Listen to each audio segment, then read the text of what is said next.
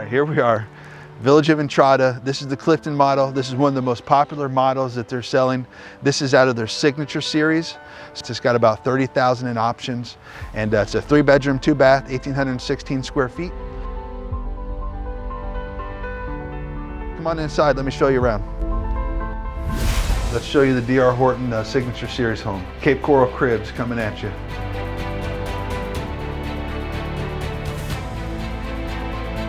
The way this home sits right now is about $280,000, $285,000, and the base price of the Clifton starts out on a standard lot at around $260,000, $265,000.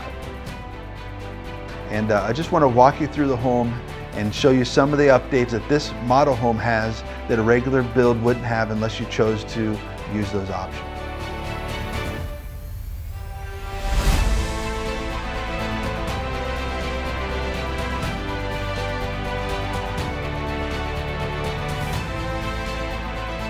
Here we are in the kitchen. This is the heart of the home. They upgraded the cabinets. They put in 42-inch uppers and they put under cabinet lighting, which is really nice. It's a nice update.